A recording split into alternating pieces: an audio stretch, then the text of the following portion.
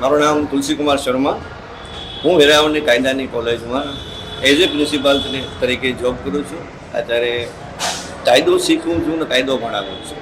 જ્યારે કટોકટી દરમિયાન આજથી 50 વર્ષ પહેલાં જેની પૂરા થઈ છે, આજે 50 વર્ષ દરમિયાન જે આપણી સાથે આપણા મૂળભૂત અધિકારો છીનવી લેવામાં આવ્યા હતા અને કઈ ટાઈપનું કેવી રીતના અત્યાચારો કરવામાં આવ્યા હતા, એ ફેમિલીમાંથી એક હું પીડિત વ્યક્તિ એ સમય દરમિયાન 1975ની અંદર મારા ફાધર ખુદ એક ટીચર હતા.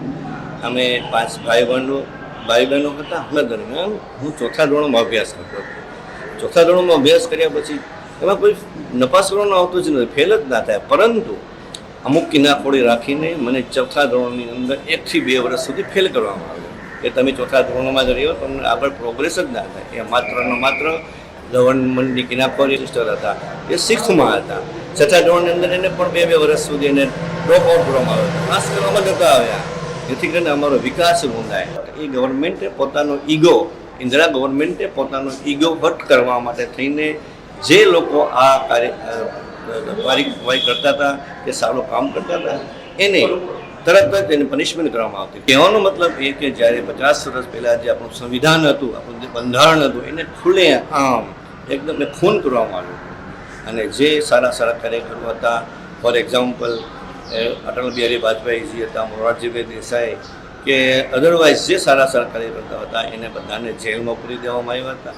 તો વિશેષ કહેવાનું એટલું કે જે કટોકટીનો ભોગ જે હું બન્યો, મારો ફેમિલી બન્યો, એ હું જીવતો જાગતો દાખલો છું. એ વખતે મારી ઉંમર 9 વર્ષની જ હતી. હું ચોથા ધોરણમાં હતો, મારી બહેનો 5મા ધોરણમાં ભણતી હતી. તો અમારે પાસ જ નહોતા કરતા, કારણ કે એને ફેલ કરો એવી રીતે અમને દબાવવામાં આવતા. અમને સ્કૂલે જવામાં પણ રોકવામાં આવતા, સ્કૂલે ન જવા અમને ફૂલ દબાણ કરવામાં આવતા હતા. એ ફેમિલીમાંથી એક પીડિત સભ્ય તરીકે મારી વ્યથા છે કે આવી રીતના આ ગવર્મેન્ટમાં 75ની જે કટોકટી દરમિયાન જે અમને ભાગવવા મળ્યું છે, અમે બહુ દુઃખદ દિવસો જોયા છે. એને હું સાક્ષી છું. અને મારા સાથેના મારા બહેનો હતા, એને પણ એ વસ્તુમાંથી પસાર થવું પડ્યું. એ ઓનલી ગવર્મેન્ટની કિનાખોરી હતી, જે કટોકટી દરમિયાન ઉપરના અધિકારીઓને દબાણમાં લાવી અમારી ઉપર અત્યાચાર કરવામાં આવ્યો.